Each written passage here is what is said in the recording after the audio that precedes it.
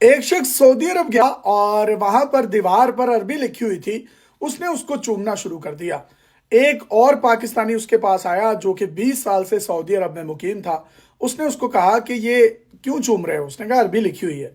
تو اس نے اس کو بتایا یہ ایکچولی لیٹرین لکھا ہوا ہے عربی میں، بیت الخلا، اور زیر زبر پیش شد مد جو ہے وہ ساری ڈالی ہوئی ہے. تو وہ بڑا شرمندہ ہوا. تو اس نے کہا کہ میں جو ہے آئندہ یہ حرکت نہیں کروں گا، تم مجھے بتا دیا کرو. وہی شخص تھوڑا سا آگے گیا تو اس کو سعودی عرب میں ایک سگریٹ کا جو گل تھا وہ پڑا ہوا ملا جس کے اوپر عربی لکھی ہوئی تھی. اس نے اس کو چومنا شروع کر دیا، چوما، ماتھے سے لگایا اور پھر اس کو سائڈ پر رکھ دیا. تو وہی شخص جو پہلے والا تھا اس نے کہا کہ اب یہ حرکت تم نے کیوں کی ہے؟ جس پر اس نے کہا کہ یہ اس پہ بھی عربی لکھی تھی. تو اس نے کہا یہ عربی میں گولڈ لف لکھا ہوا ہے. یہی معاملہ اس عورت کے ساتھ ہوا جو خاتون اچھرا میں گئی.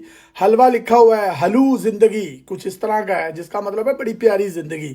تو اس حلوے کی بنیاد پر آج جو اس کے ساتھ ہوا ہے، اور اس کے بعد یہ تو ایک حادثہ ہے، حادثے کے بعد جو سانحہ ہوتا ہوتا بچا ہے، اور اس سانحے سے بھی جو بڑا سانحہ ہے، یہ عورت معافی مانگ رہی ہے. یہ دیکھیں. میں نے یہ جو بھی ہوا یہ لازمی سے ہوا، لیکن میں پھر بھی معذرت کرتی ہوں اور آئندہ ایسا کبھی نہیں ہوگا. اور یہ جن لوگوں کے درمیان میں بیٹھ کر معافی مانگ رہی ہے وہاں پر یہ کہہ رہی ہے کہ مجھے معاف کر دیں. اور بھائی کس چیز کی معافی؟ آپ نے تو کوئی توہین بھی نہیں کی، آپ نے تو کوئی اس طرح کا کوئی جرم بھی نہیں کیا جس کی آپ مرتکب ہوئی ہوں. اور یہ جو ایک صاحب ساتھ کھڑے ہیں یہ کہہ رہے ہیں ہم نے ان کو معاف کر دیا ہے. بات ہوئی تھی میری اور اس سے وہ غلطی ہوئی ہے، لیکن وہ لفاظ ٹھیک تھے، ویسے ڈیزائننگ اس کی بنی ہوئی تھی، لیکن لوگوں نے دیکھا کہ یہ خرابی کا باعث بن رہا ہے تو یہ بہن آئی ہے. انہوں نے کہا یہ آئندہ کے باقی سال لباس نہیں پہنیں گے، تو یہ نے معاف کر دیا گیا ہے. آپ نے کیوں معاف کیا بھائی؟ یہ کیا کیا تھا انہوں نے؟ اور آپ کون ہوتے ہیں معافی دینے والا؟ Your authority. مطلب یہ کس طرف یہ ہمارے معاملات جا رہے ہیں، یہ ہمیں سوچنے کی بڑی سخت ضرورت ہے. مطلب ایک بندہ جس نے کچھ کیا بھی نہیں اور اس کے نہ کچھ کرنے کی بھی اس کو معافی مانگنی ہے، گڑ گڑانا ہے، گھبرانا ہے، اور پھر اس کے بعد پتہ نہیں اس کی پھر بھی خلاصی ہونی ہے یا نہیں ہونی. تو یہ جو ساتھ بٹھائے ہوئے لوگ ہیں جو اس سے معافی منگوا رہے ہیں اور خود بھی ایک شخص کہہ رہا ہے اس کو ہم نے معاف کر دیا ہے، یہ لوگ کون ہیں؟ ان کی نشاندہی ہونا بھی بہت ضروری ہے. اور اس عورت نے کس چیز کی معافی مانگی ہے، یہ ایک بہت بڑا سوالیہ نشان ہے. آپ نے کچھ کیا ہو تو اس کی معافی بنتی ہے.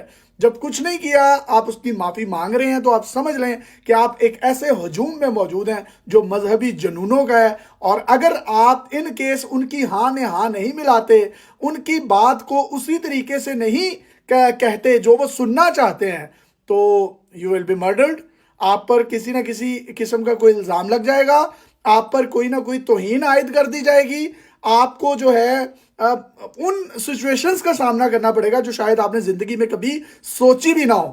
یہ دیکھیے جو حلوہ لکھا ہوا ہے اس عورت کے ڈریسز پر، اور اس کے بعد جو پیچھے سے نعروں کی آواز آ رہی ہے کہ گستاخ رسول کی ایک ہی سزا سرطن سے جدا. اور بھائی آپ لوگ ٹھیک ہے، یہ آپ کے جذبات کی قدر ہے، لیکن دیکھ تو لیں جذبات جو ہیں وہ صحیح ڈائریکشن میں ہیں بھی یا نہیں. جو وہ عربی لکھی ہوئی ہے اس کا مطلب کیا ہے خود نہیں پتا، تو کوئی 5 7 10 اور بھی تو وہاں پر سمجھدار لوگ ہوں گے، آپ انہیں سے پوچھ لیں. اور ہجوم اکٹھا ہو گیا اور سارے مطلب پاکستان میں کوئی بندہ آسمان کی طرف یوں دیکھ رہا ہو نا تو 20 لوگوں کا ہجوم اس کے ارد گرد اکٹھا ہو جاتا ہے. وہ بھی اوپر دیکھنے لگ جاتے ہیں، شاید پتہ نہیں اوپر سے کوئی کلچے گرنے ہیں تلوں والے جو نیچے گریں گے تو ہم اس کو اٹھا لیں گے. تو یہ مطلب آج جو ہوا ہے نا، اگر یہ اے ایس پی یہاں پر موجود نہ ہوتے تو یہ ایک بہت بڑی جگہ سائی ہونی تھی اور ایک ناحق جان جانی تھی. تو اس پر اداروں کو جو ہے خصوصی طور پر توجہ دینی چاہیے.